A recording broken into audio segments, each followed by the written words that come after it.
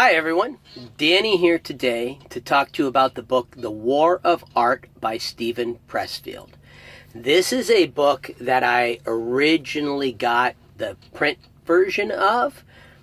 Enjoyed the print version very much. The author, if anyone knows anything about Steven Pressfield, he is known for his historical fiction, and he's known for superior historical fiction. And this is a book in which he addresses procrastination, or what he calls resistance. And I got the book originally to help me deal with that, and then Audible offered it as an audio daily deal, and I jumped at the chance to get it as an audio daily deal, and I've never regretted it. The author does such an excellent job of addressing, resistance, procrastination, the procrastination we cause ourselves. Word of warning, it is not a book that you will want to listen to with children around. At least I wouldn't want to have listened to it with my children around. There's the occasional swear word, and the author does address, some adult elements of procrastination.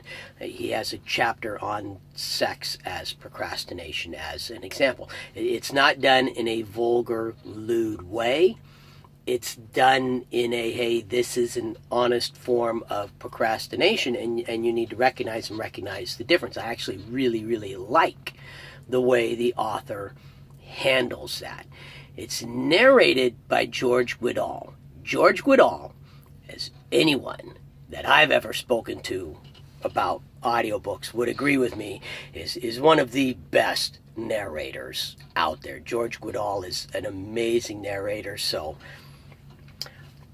all I got to say about that is George Guidall, nothing more needs to be said. The author goes through what is resistance, where it comes from, how to recognize it, how to combat it, all different phases. And if you read the preview, it will sound like this book is specifically for artists. It's specifically for, musicians, composers, writers, people who have a very creative bent and a very creative side to them. That's not the case at all. We all deal with procrastination. I'll give you an example. I'm desiring to get out of truck driving. As part of that desire, I've gone back to school. I'm doing online courses through Western Governors University, and I'm studying to become an accountant. And this semester, I have a course in business writing. And anyone who knows anything about WGU, it's a competency-based school. So you don't get the typical A, B, C, D, F kind of a grades. You tend to get, you're competent at it or you're incompetent at it, which is great as long as you can understand that incompetent doesn't mean I'm stupid, doesn't mean anything like that. Incompetent just means I haven't learned enough. I need to study more. That being said, the thought of being incompetent can be kind of scary. And I had the final to do for this class. I had to write a cover letter. I had to write a business-to-business invite to foreign business prospects. I had to write an essay on cultural diversity in business. I had to put together a PowerPoint presentation on the steps to creating a good business presentation with some other stuff thrown in, like I had to make sure that I had a slide on social media and how to use social media. And then I had to do an executive summary, or then I had to give the presentation of that slide that within a certain time. It had to be, within a certain time frame. I had to write an executive summary of what I had done. And I procrastinated. I put off. I was quite honestly afraid of being viewed as incompetent. And then in the book, The War of Art, he has a section where he talks about, as a writer, there are days when he doesn't feel up to the job of writing. So what he does is he sets himself a time limit. I'm going to write for this time, and it doesn't matter if I'm good, it doesn't matter if I'm bad. All that matters is that I wrote undistracted for that time frame. So that's what I did. Okay, this is the time frame that I'm doing my homework, that I'm working on this final. It doesn't matter if I'm good, bad, or ugly.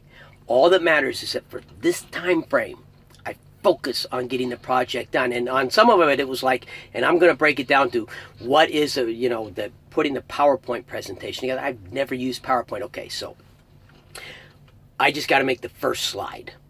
Focus on the first slide. Don't even worry about the rest of the presentation. Focus on the first slide. And so I used techniques that he taught in the book.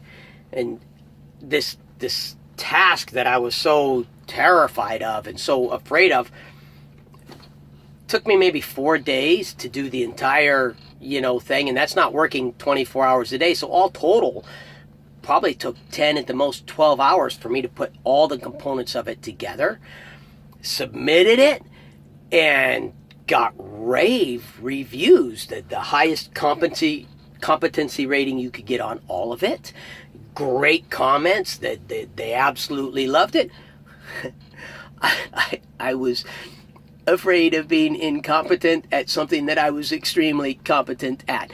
That's what procrastination, that's what resistance does to us. It holds us back from being all that we can be. And so you don't have to be an artist, you don't have to be a composer, you don't have to be anything of the sort to get real, true value from a book like this. It's a small book. The audiobook is 2 hours and some odd minutes. The print book is just a thin little print book, but it is full of so much useful, good,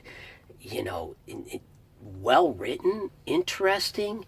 I definitely recommend this for anyone. If you've got to spend a credit to get it, and I don't know how much the book is, I got it as a daily deal, so it might not cost an entire credit. But if it does, get the credit. It's worth it. It doesn't matter what you do. We all have areas in our life where we battle with procrastination, where we battle with resistance, and being able to recognize and handle and deal with that resistance will only make us better people, will only enhance our lives. Get the book. That's all I can tell you. And feel free to do like I did. Like I said, I have the print book and I have the audiobook. And if you were to look at my print book, you'd see it highlighted and marked up. You can't do that with the audiobook, but it's a good book. I can't recommend it more. I hope you all enjoy this review. I hope you all have a wonderful day. Any and all feedback, not feedback on, you don't like my opinion, you disagree with my opinion, my review. This is my opinion. That's what I'm giving in my review. I'm not going to change my opinion to suit you.